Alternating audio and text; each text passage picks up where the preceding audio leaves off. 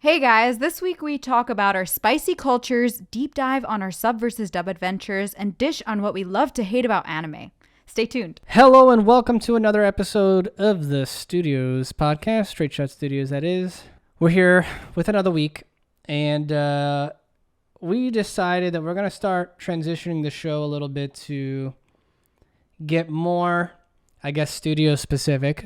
Grace and I run two companies. We run Straight Shot Post, a full service post-production company, as well as Straight Shot Studios, which is our very young illustration and animation company. And going to be putting out our first webtoon titled Sidewalks in about a month or two. And figured that we would start really focusing on that kind of content. We haven't done it yet, the transition, so it's going to take me a little bit to pivot there. Yeah. A little less therapy, a little more studios. But sure. Or both. Both is the answer. Or por qué no los dos, yeah. Okay. Yeah. Well, I mean, we started this week with a bang with my videos, the sub versus dub videos. Yes. You're talking about that? Yeah, definitely. I want to talk about the fact that I'm a genius, and made us do this. All you. I never get to do this, by the way, and I'm sure. What do you mean get to do what? Get to actually gloat that I actually was right about something, There was a lot of pushback. Excuse me? There was a lot of pushback about this pot working at all. And we don't know if it's going to work, long term, but it's been our best performing videos that we've made, period. It's not even close. And we just started. So yeah, only Naruto, only me reacting to the sub versus dub of Naruto. And I mean, I guess that the lesson is that, there's already a built-in audience there. So it's not a built-in big audience, not just of Naruto, but of anime in general. And things Japanese. I'm like, am I allowed to say this? I'm like, thank God I have such fetishizable cultures.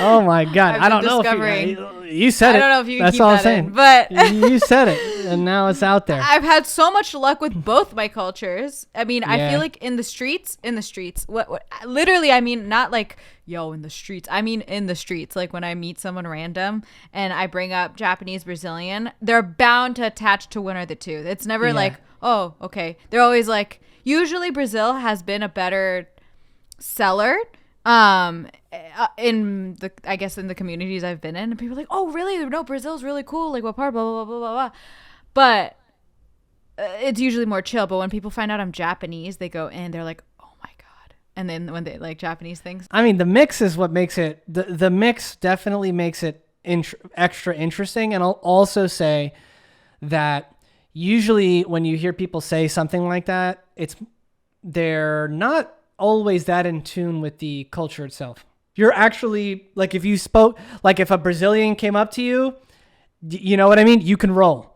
Right. And if a Japanese person came up to you, you can roll. So I think that's also what makes it extra interesting is that way. That's cool. You know what I mean? Whereas I'm Puerto Rican and it's kind of just not even because I barely speak Spanish. So it's even for me, it's not as, I'm very Puerto Rican, but because of just even the language thing, it's tough, right? I think also I was thinking about deeper this, connections to both of your cultures. So I think it's which testament to my parents. Yeah. I also was thinking about I did get a very cool half. When I said fetishizable, maybe I guess I have two cool and relatable cultures where I was like, what if I was I don't want to rag on these countries, but if I was half Bolivian, half Malaysian or something, I feel like it'd be a little different. Yeah, Malaysians come out in the comments you just disrespected your whole nation, your hundreds of years of history. Your food, the way you dance, them too, bro. They just gotta come. Cause you know what's funny though? I agree. As in, I'm so glad I'm Puerto Rican. I just feel like Puerto Ricans are freaking cool. We have J-Lo, we got Bruno, we got A-Rod.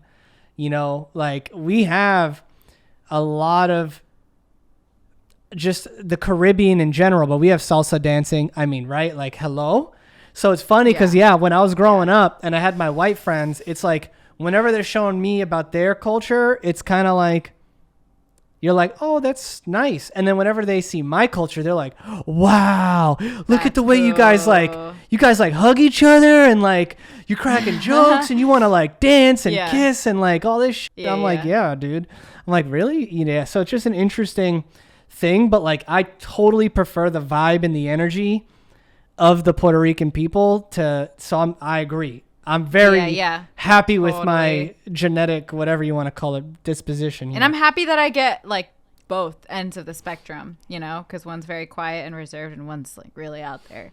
So I can roll with both. So, but because of that, just to give some context now to the whole why I'm a genius thing is we were trying to come up with content to make, for our studio channel, stuff that we think people would like. And I think we sort of discussed our strategy last week, but again, a quick recap is right now we're brand new. So we're looking for top of the funnel, engaging content to connect with our community and then hopefully create deeper relationships that lead them to reading our books. And, coming up with what kinds of content would these book readers potentially like was difficult, right? Because it's pretty niche. And, I do a lot of reading, I do a lot of research, and I watch a lot of videos. And I've also been telling stories for 15 years now. Like successfully for big brands is the way I would put it. And successfully narratively too, like narrative feature films in the independent world. So I feel like it was like trying to solve a riddle, but the reality is because you don't know what's going to work, the best strategy is to try a lot of different things. And so I sent my team out and said, anything goes. As long as you're trying to make the best video possible and make it go viral, anything goes. In my opinion, honestly, Grace, I think they get caught up in a quota. So I think they tried more to get 7 videos made than 7 of the best videos possible made. This is just my opinion. And I understand it's easy to do that. Like when you say make 7 videos, my mind would get locked on 7. Yeah, I think so. I think it's just mindset. They're young. They're new at a place. They're like, oh, if I make my 7 videos, I get to keep my job. And I'm like, no, that's not how it works. But it's cute that you think that it's that easy. And I only feel that way because when I did change direction, I saw people's eyes like, what? We have to do like you're going to change it. Just like I changed everything on its head. I was like, everything we've been doing sucks. And I'm waiting for somebody else to come out and be like, yeah, it definitely sucks. But they're all just scared, staring back. And so I'm like, all right, I'm going to have to really just push this and push and push. And, I think it's kind of nice in a weird way. This is one of the benefits of working with younger people is that they have ideas. So like they'll throw stuff out there. And I think we have a pretty good group about like speaking up. I don't think that's going to work, Dale. Like, that's good. It's good to have a challenge because it makes me have to challenge, actually make sure I'm having good arguments for my ideas. The fact that you're also younger makes me confident because I can see, I can kind of read where you're coming from. And immediately I'm like, because they answered this way means we have to do it. I know it's weird, right? But I'll be like, I see the fear. Then we're going. Like wherever you're scared, wherever you're like, I don't think there's an audience for this, Dale. Like how many times have we heard that one? I was like, just Google this thing. I'm going to start cursing a lot. So I'm going to try to keep myself calm here. I'm like, dude, just like, how is it that I'm 35? Y'all should be more hip on this. But like, I was just on it as far as like, open up the funnel, try to go viral. And there was a lot of pushback on that too. But at the end of the day, I'm like, thank God I'm an INTJ, Basically, I'm just like, we're ruthless. And typically we have more data than they do. So it's like, I love it. I love the opinions. I love it. But it becomes very clear like, oh, I've seen like 20 videos on this subject. You've seen like 2. And that feels good at least, so that I'm like, I still feel sharp, I guess. So I like it. I like the pushback and the challenge, but also it gives me more confidence that when I see something, the pushback gives me, it's like I have to fight for it. And so this particular thing made sense. It just made so much sense because for a couple of reasons. One, Grace is a performer. So for people who don't know that, she has a performance background.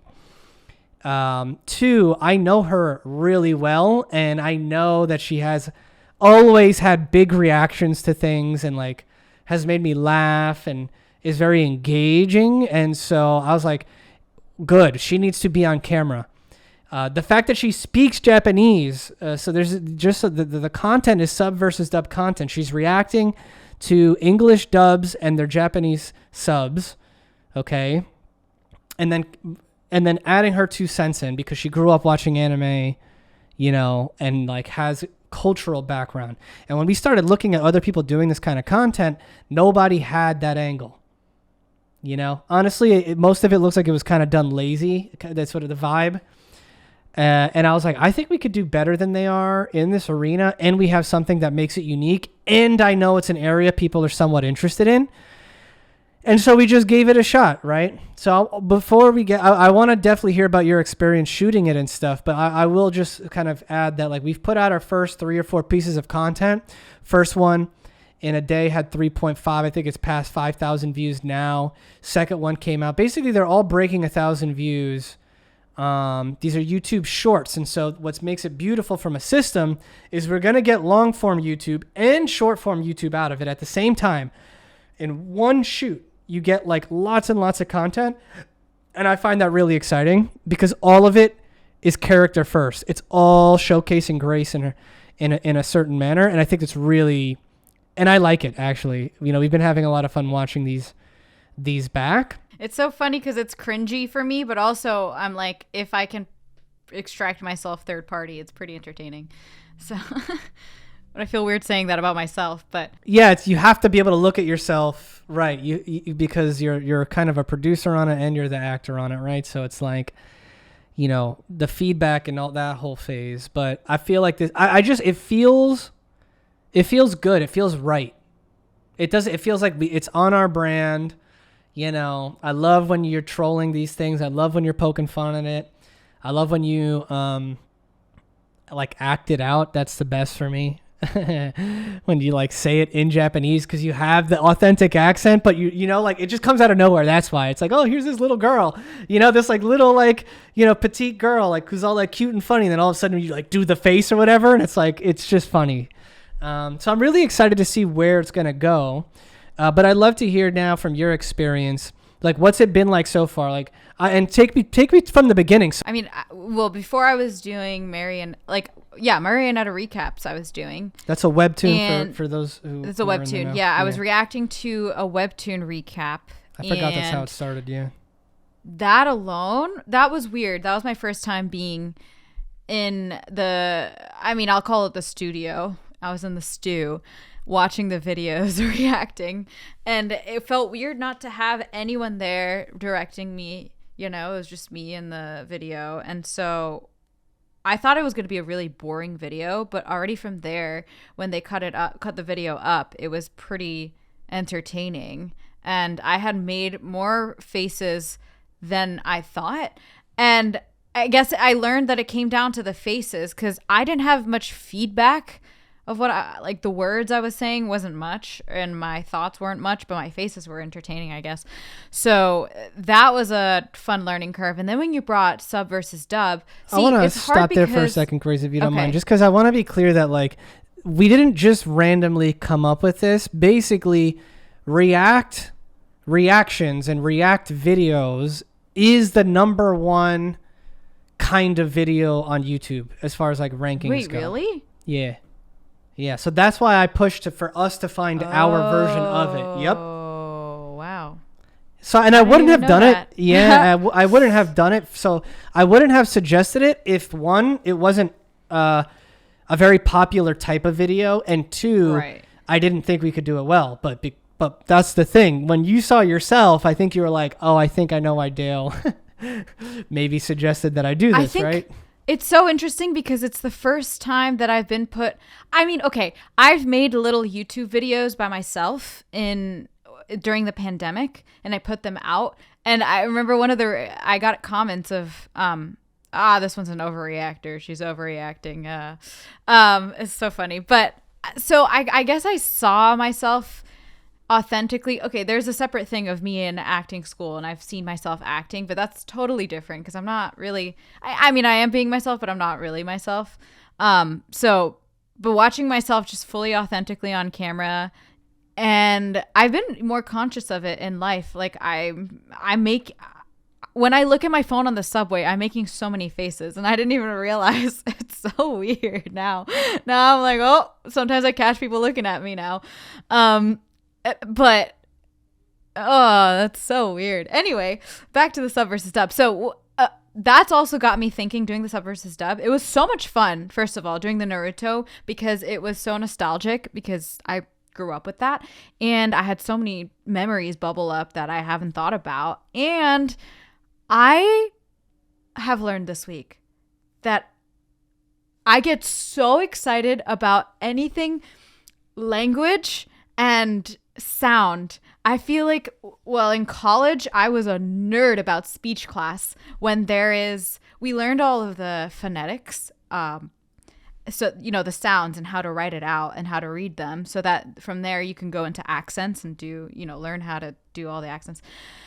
I was such a sucker for that class, an accents class. And so I think I felt like it combined all of that excitement into one video when I was reacting to Naruto. But anyway, so yeah, I've also, in my everyday life, I'm bringing it, like, I'm extrapolating here, but yesterday I was texting my friend in Romanian. We were just texting in Romanian, and I was like, this is so exciting that I could do this.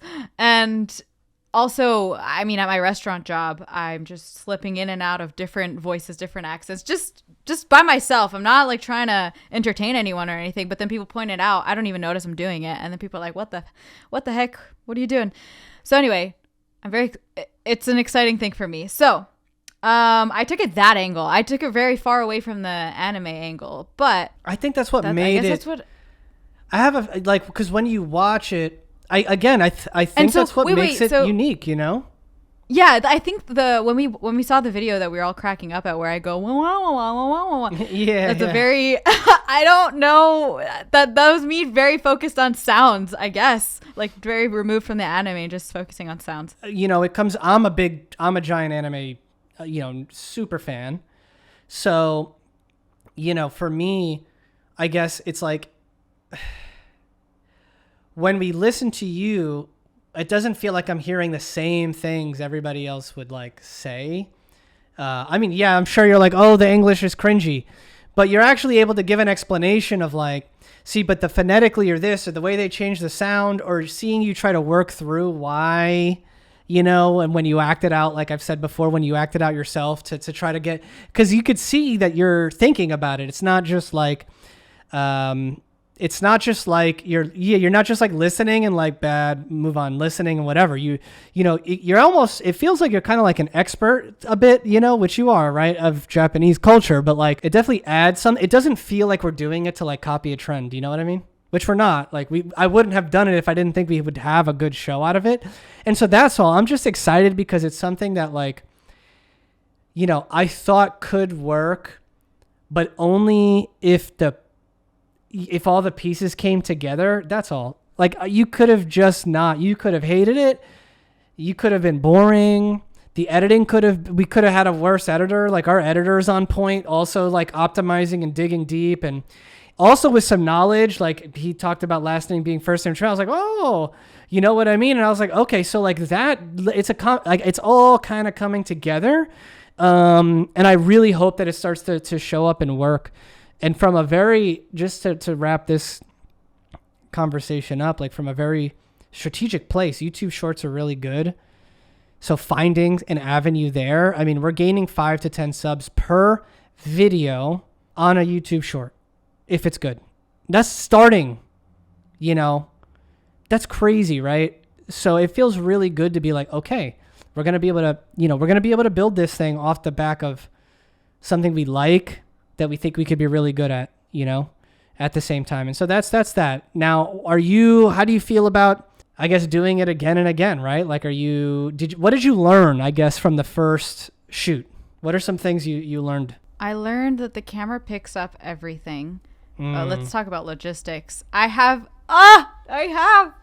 just blew out the mic, didn't I? I have an impending huge pimple coming out on my chin. Like, I feel it. It hurts so bad. And I'm like, oh no, if we shoot next week, it's going to be on camera. It's going to be so ugly. So that's logistic wise. Or, I'll have him clean it up, okay? We can get rid of it in post. Okay. It's going to be a big one. We'll figure it out. We're going to do some After Effects magic, some skin retouching. Okay, cool. Do you have to go frame by frame for that? It'll track your face because it's very clean because you're on white. Gotcha. If we're going to get nerdy about it on the podcast, you're on. It should be a pretty easy track. I hope. We'll find out. Okay. Especially if the pimple is clear enough. Like, if it's actually a very clean, clear pimple, like, we could track it. Yeah.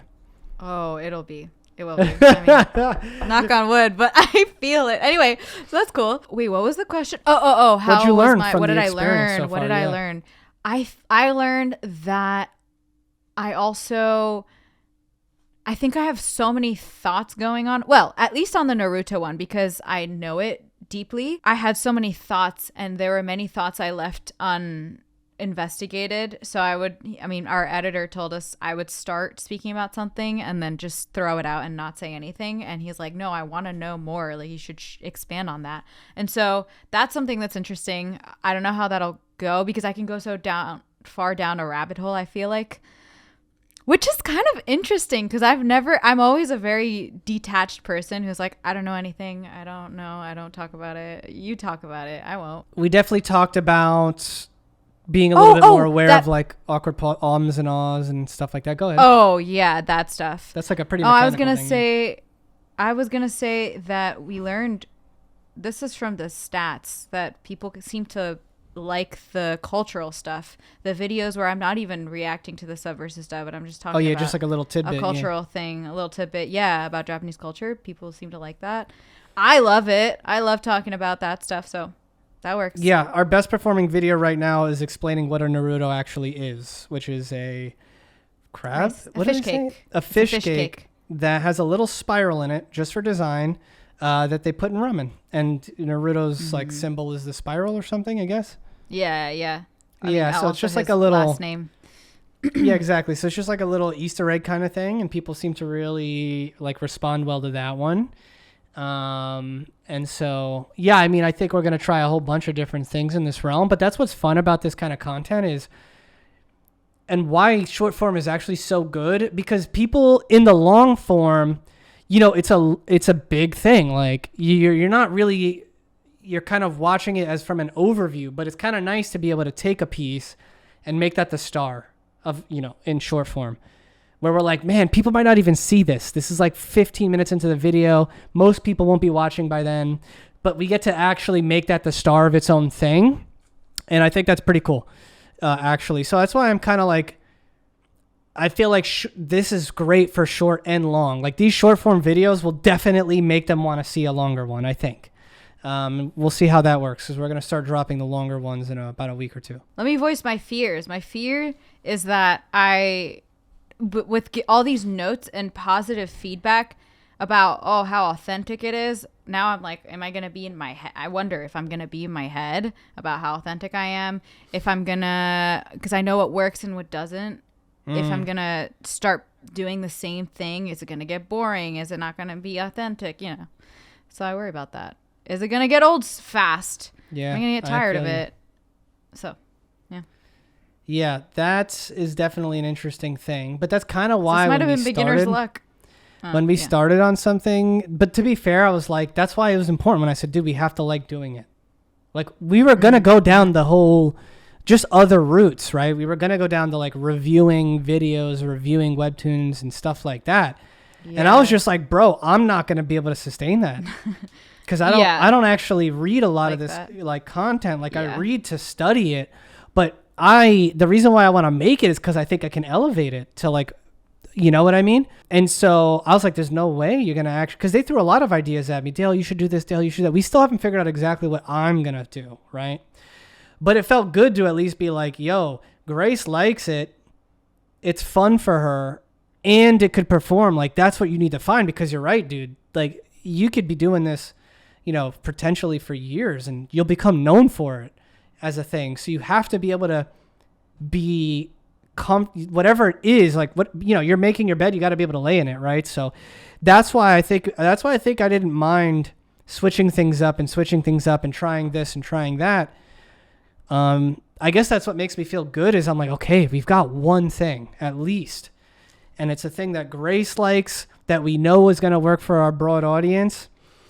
And now we got to figure out something that I'm going to be able to do, which, you know, outside of this podcast, hopefully I can talk mostly about our work, because that's a lot easier, talking about the actual mechanics and getting really into the weeds. I don't have a problem doing that.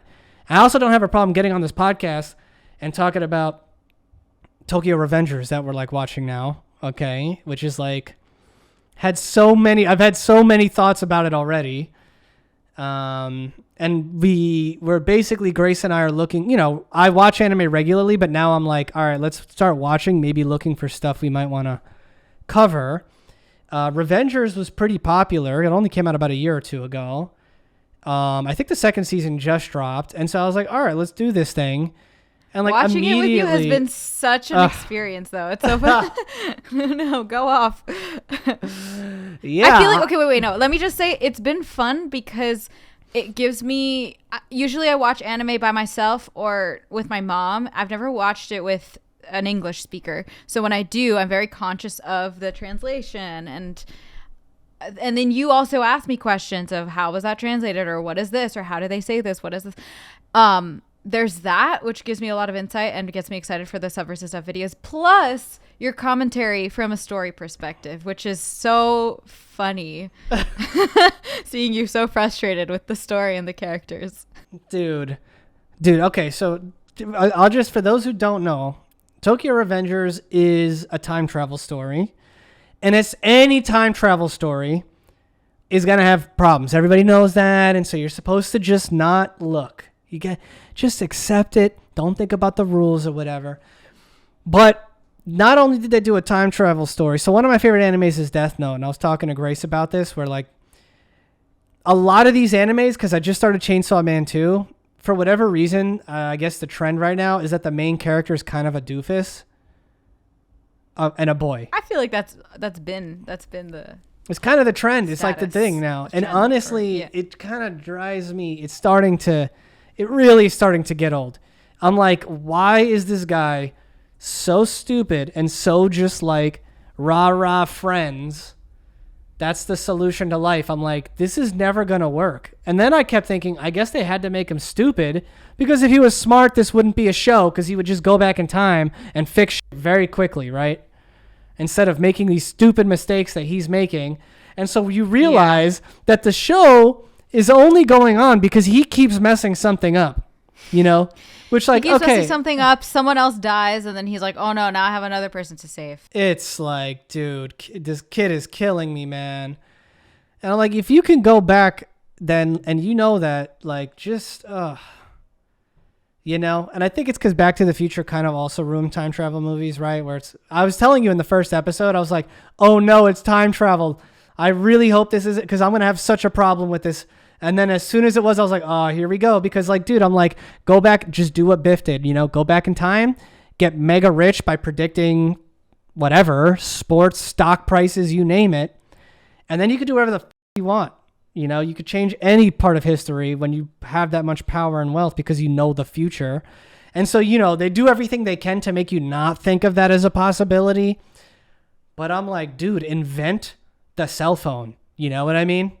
And, like, you're good. You could do whatever, you know, like, there's that sort of side of it. That's kind of just like, that's always going to kill me though, period. And then, you know, and now what do you think of the story? Because I'm like, the dude, so they're in gangs. They're in junior high in gangs, like murdering people. But the show's also got a really silly tone to it. Are you like, what do you think? What's your vibe on this so far? We're like 4 or 5 episodes in. It's all right. I don't see anything weird about the vibe. I feel like that's anime-like. Yeah. Very dark, but also very goofy. Yeah, but maybe it's because I just finished Attack on Titan that I'm like, I want Attack on Titan vibes, you know, and I'm not getting it. You know what I mean? Oh, that's definitely That might not be getting it. that with Tokyo Revengers. No. I know. What do you- It's not even, it's, that's it. I'm just like, dude, in Attack on Titan, bro, they'd all be dead by now. You know what I'm saying? They'd just be dead. It's like, Right, they don't play around in that show. You know what I mean? So I think that's all. I'm just like coming off of that show, and I'm like, I'm gonna have to take a step back and let this be fun and kind of goofy and whatever, you know? Yeah. And you're so into the rules of the world and predicting what's going to happen, saying, oh, that's a setup, you know, or, oh, you're dumb, of course. And so I've never had those thoughts watching shows. I kind of I'm more passive about it. I just let it happen. My eyes again are on very much, maybe it's the voice acting, maybe it's the sounds, maybe it's, I don't know, anything audio. I'm very into it, I guess. So I guess we focus on different things. So when you bring up these story points, I'm totally caught off guard, and I'm like, wow. Yeah, I will say there are some decent characters, but I guess that's the problem. Is I like every other character in the show more than the main character and his love interest. The main character and his love interest are the two. How is that the standard? Because you're right. You're right. Deku from My Hero. Deku's the worst character in My Hero Academia. No one. Yeah. You know? No one likes or Naruto. I don't know if anyone likes Naruto. I mean, everyone else likes Sasuke, Sakura, Kakashi Sensei. So I don't know. Yeah. Yeah. What is going on, right? Or with the superpower girls that I used to watch, I feel like no one ever liked the main pink one. Everyone always liked the side characters. So yeah, I will say Attack on Titan has a pretty bad main character, so shout out to Eren. But even still, Levi's the best character in the show. We all know that. Is Eren Yeager or no? Yeah. No. Eren Yeager. Yeah. Oh man. Okay. Well. So yeah. So I guess we're getting started on Revengers. You know, people let us know, like what. I don't know if people have the same problem, but I feel like I'm an older. I guess I'll also admit that it's fine. A lot of times I'm like, it's fine. This show is for teenage boys in high school or whatever, right? I'm assuming. I have a problem with the pants. I've never seen those kind of pants. They're so the like kind of the kind of like they look like old school samurai kind of style pants, but like for school. Yeah, for middle schoolers, I've never seen that. So I have a problem with that. That's it. Yeah, we'll see what happens. I'm not. I don't know how invested I am, but it's fun. You know. I'm getting invested in a Drakon. What's his name? Dragonzord. The tall guy with the ponytail and the thing that he's supposed to die in 2 weeks. Draken? At the fight. Draken, yeah. Draken? Mickey's homeboy. For people, Mickey's homeboy, he's my favorite guy. He's my favorite character in the show right now. The brother's so nerdy and like obnoxious. The girl is also obnoxious and like too perfect, and always like, I've always got to say the nice thing. I believe in you. And I'm like, he's a that's so gangster. True. You would not be giving this guy that much leeway. Like her personality. Why is she, why him? Why is she like, I'm going to be super harsh to everybody. Like, you do the right thing. You do the right thing. But to my boyfriend, I'm like, you're getting beat up. Let me see. I'm like, dude, what? What, bro? And also, wait. We can't move on without saying that I'm very curious.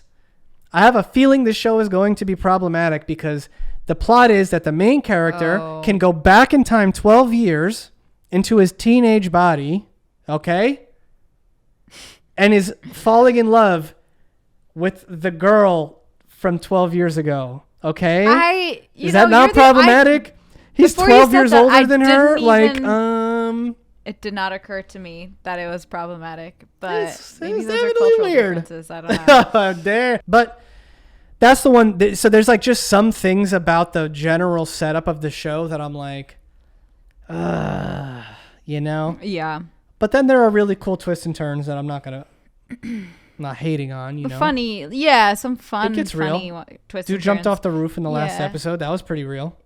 Yeah. I didn't expect that. I mean, I was predicting it, but I didn't think they'd go there, but they did. Yeah, so now I'm curious to see how we're going to keep going, but yeah, definitely. And every time I tease Grace by putting on the dub, she's so sweet on camera now. Yeah. But the teeth, the sharp teeth come out if I ever try to play a dub. It's really funny. So yeah. I was like, how dare you even ask? Hey, you want to watch dub? No. I'm just like, don't you want to see it if you're going to have to cover it at some point? So yeah. So basically I'm now together we're watching Revengers, and then during our lunch break for work purposes. And then on the personal side, I just finished Attack on Titan, or like I'm fully up to date, and man, is it satisfying. And gut wrenching and everything that I'd want. And I also just started Chainsaw Man, which animation's super on point, but yet again, plot is kind of like whatever. But the show's kind of self-aware about the plot and the main guy being kind of like an idiot. I will say all the main character's goal is just to get laid. That's like his main goal. And I'm like, you know what? I'm fine with that. It sounds a little weird, and the way they portray it might be a little weird, but it's kind of great, because it's just like he's pathetic. And so the fact that all he wants in life is something that a lot of, that's like, it's a special thing, but it's like, it's what normal people do.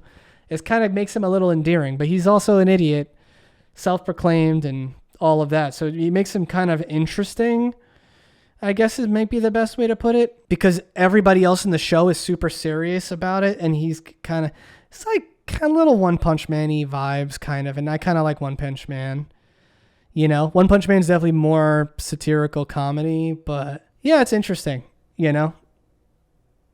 the kind of, when you say the story is just really about a guy who wants to get laid, it reminds me of this. I'm taking it away from anime, but my mind just went to this girl was talking about the Oscars, and she was talking about Everything Everywhere All at Once and how she didn't really like it as much. I mean, she thought she was going to love it and ended up being like, about it. And she was like, what is the story? She said, what is the story even about though? It was just like, there wasn't really a story. And then in my head, I was like, oh, it's about a girl and her mom who are trying to fix their relationship. Yep.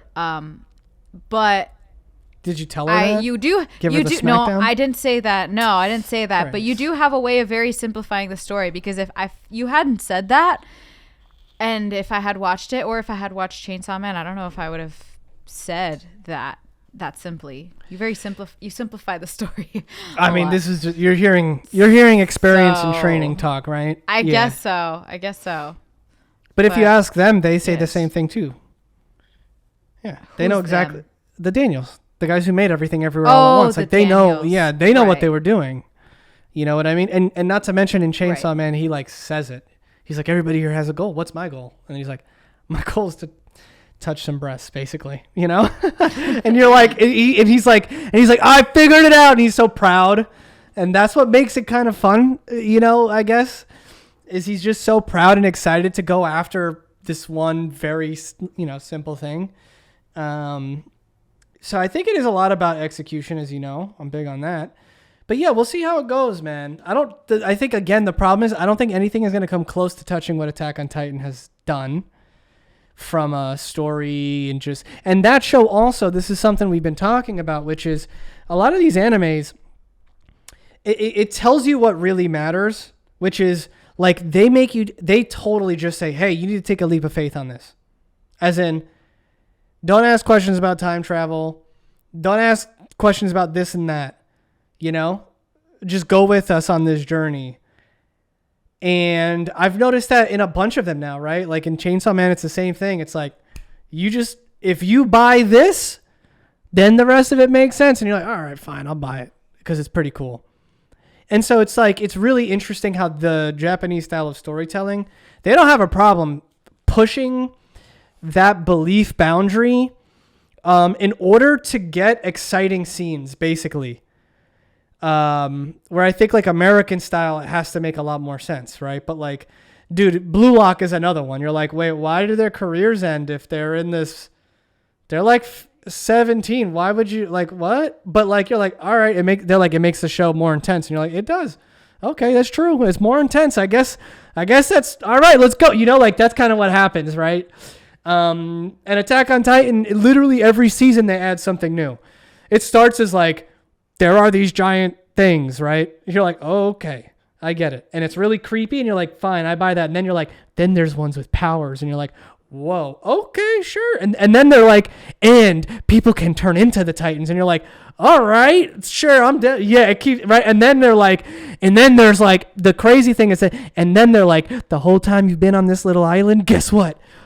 There's people on the other side of the world also with Titans, and you're like, oh, okay, oh, and then yeah, and now they just introduce like some time travel shit that literally, I'm like, I think you just introduced this because the scenes are so great of like him going back into memories and like playing certain things out, and like now you're like, it means that the main character, it gave him the like, this was all a part of my master plan vibe.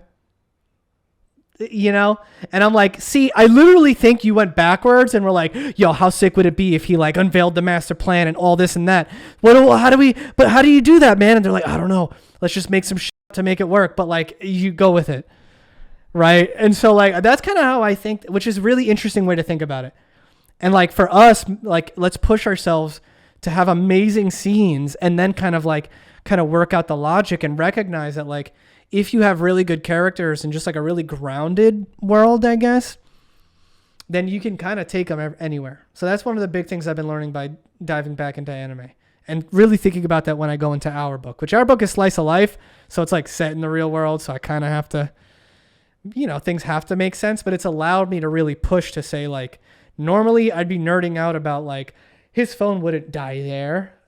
You know, he'd have this and that. And now I'm kind of like, F it, his phone dies. That makes everything else better, you know? So that's kind of what I've been learning about it all. And I think people are willing.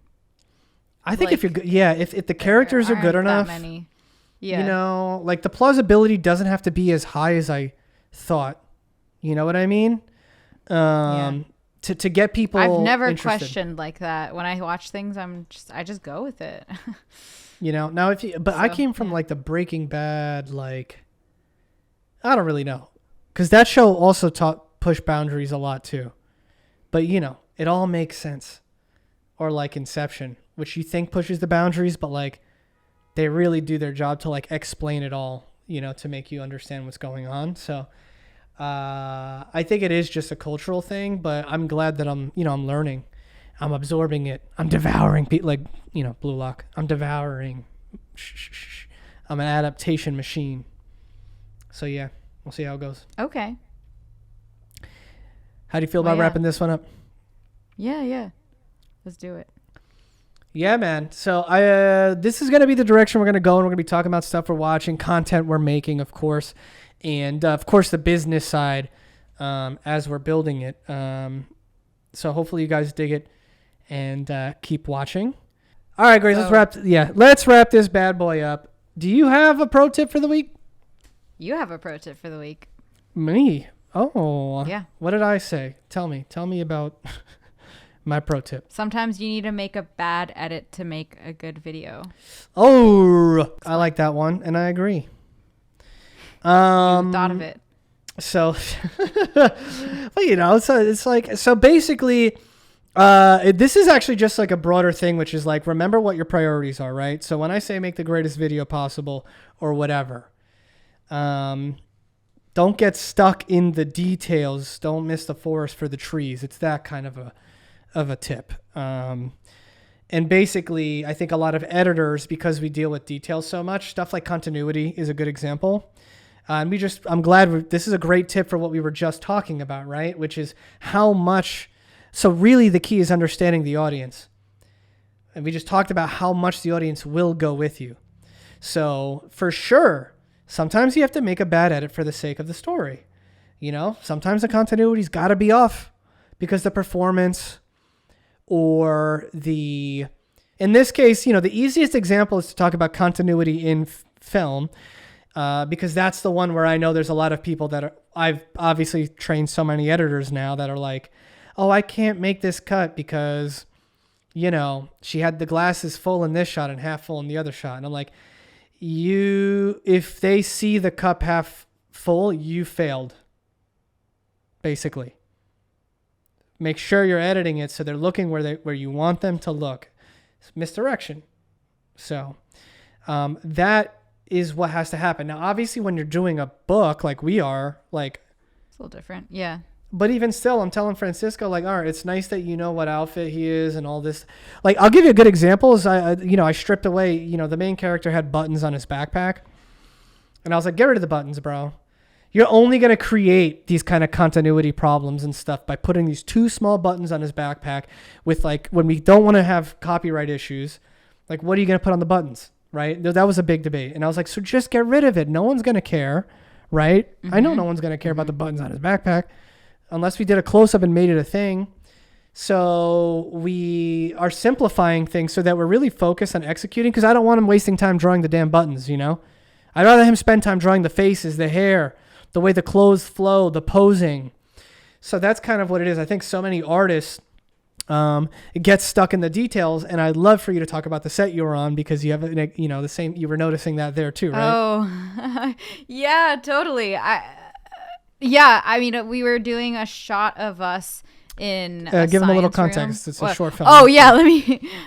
So I'm producing a film for my friend Sophie, and in her she's doing a thesis film at NYU. In her same class, there's another girl making a film I acted in last week, and it's about a 17-year-old girl who's going to get an abortion, and it's like following her the few days before she gets it, and what she experiences, not telling anyone about it. And in one of the shots, there's a scene where the girl's in school. I'm in school with my boyfriend in science class, and I'm trying to tell him about my abortion. Anyway, it's a 2-shot on us, like a medium, I think. I don't know, actually. But there's a fish tank behind us. There's 2 fish tanks behind us with water bubbling. And it was like it wasn't a whole debate, but it took up significant time of being like, well, the sound guy said that the bubbles on the aquarium were, messing with our sound. So he was like, cut it. And the director's like, oh no, but I like the bubbles in the back. I like how it looks. And then it's a whole, wait, is this what you're talking about? Wait, why did I go into that? I don't think this is it. This is not continuity. Like, as soon as I started talking about you were talking about fighting over the details. The thing I was thinking about is you were saying they were focused on moving an object that wasn't even the focus of the scene. Oh, yeah, or something like that. The bubbles are an appropriate thing of it's like the easy answer is just to cut it, but because they're like, oh no, but the bubbles, like, it's funny because I'm like, my thing is you go, I don't want to judge though because I didn't see the screen. No, it doesn't even matter, but you can go. The problem is don't spend time on it. So the sound guys focus only on sound, right?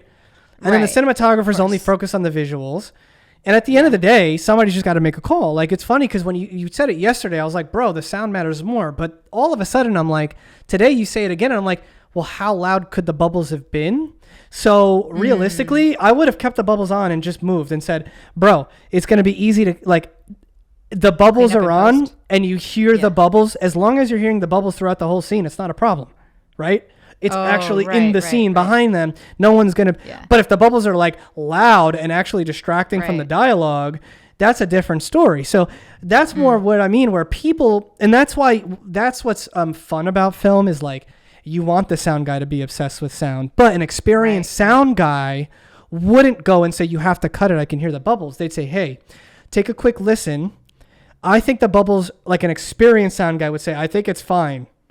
As in the signal to noise ratio. So like your dialogue in relation to the bubbles is more than good enough that the bubbles, you just have to make sure that you build it into the ambience and you get both. There's no world where if you see the bubbles and you kind of hear the bubbles faintly, that it takes you out of the movie, right? Like that's So that's what I think, that's what I mean. And you're working here with a lot more experience and a lot of people who are just dedicated to the game. You know what I mean? Whereas you're on a film set with people who are younger learning, and you can see where they get tripped up and caught up. Because I'm sure you can imagine if we were on set, I would have been like, either shoot it both ways or just made a decision quickly. So it's not, it's more like understanding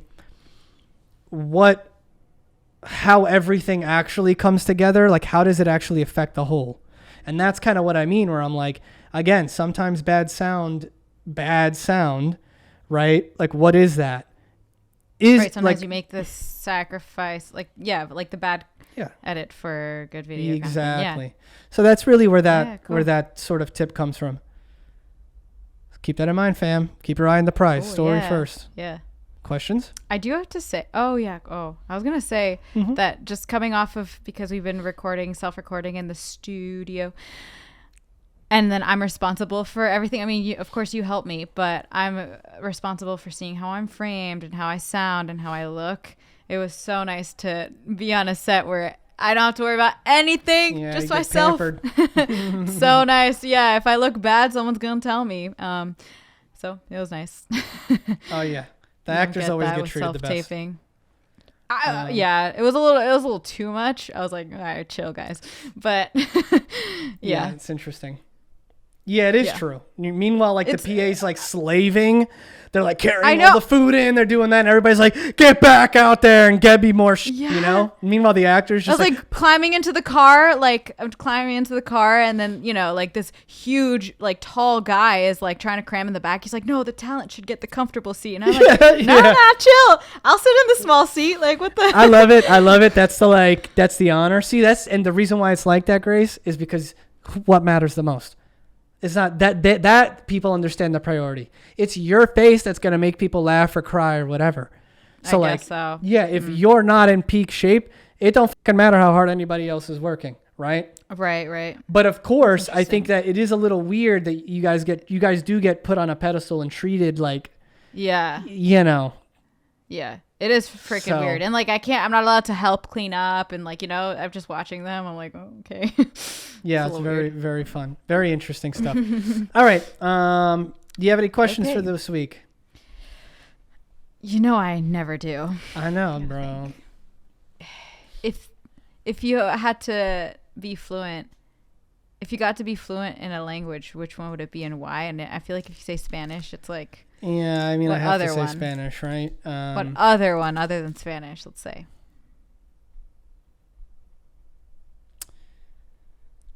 I think that I just feel like I always have boring answers to this kind of stuff. It's always going to be in the order of practicality. So Chinese and Chinese and Japanese are probably, like for my business, it'd be Japanese. Yeah, because that's because I want to make content there, right?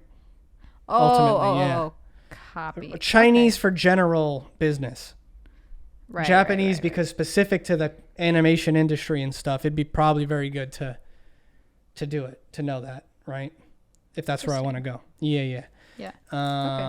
That's where I would go. Personally, Spanish for personal reasons. And then and the reason I'll even say like mainly that because from there that means I could also probably do a little Italian too, right? You know what I mean? You could do any of the Romance languages from there. Right, and that's kind of why I'm like, it's got to be that. You know what I mean? Yeah. Also to talk to my team in Argentina even more in depth, right? So ironically, the two language, well, you get it, South American and Japanese, Grace. So like that's the languages are the languages that I would want to learn mainly because those are the areas I'm interested in doing business with and growing. And I also think that industry-wise, I mean, bro, if it's not America, where are you going for animation, right? Mm-hmm. So yeah, I think that would be that. Cool. And then I'll go with what is the next place that you'd like that's on your bucket list? What's next on your bucket list? I think it's Spain. I've been talking about going to Spain for so long with different people. To Spain, dude. I know you love Spain. I don't know. Know. I'll tell you where. Barcelona. I think. I know you love Barcelona. Madrid, Barcelona. Madrid, Barcelona with my friend. I talked about doing that with my friend, and my Gibraltar. mom has been wanting to go. because of You're soccer. She'd want to go watch soccer there. So, yeah, I'd say that. That's pretty easy for me. Yeah, that's a good one. I think I also want to go to Portugal to visit my cousin, but yeah. Oh, that's interesting. It's close. I have a group of friends that are Portuguese that would go. One got married over there. I'm curious what Portugal's like, you know?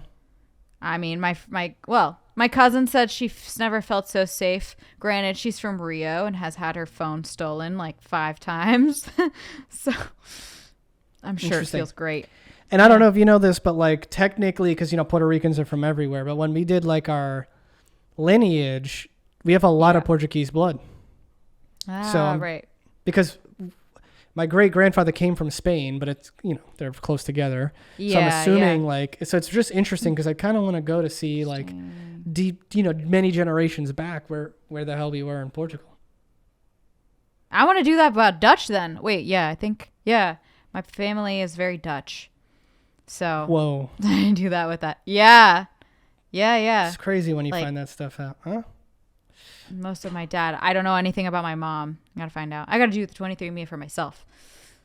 For real. Anyway, yeah. Okay, cool. All right, guys. Thanks for tuning in. Episode. Of course. Yes, dude. I had a good time on this one. It's always a good time with you, of course. But diving into anime and stuff is a whole different thing. And it's kind of fun to get back into it, you know? Yeah, hopefully you guys dig it. I know this is fun kind of content for us to make, of course. And so, as always, work hard, be nice, and keep changing, everybody. We'll catch you next week. Peace out.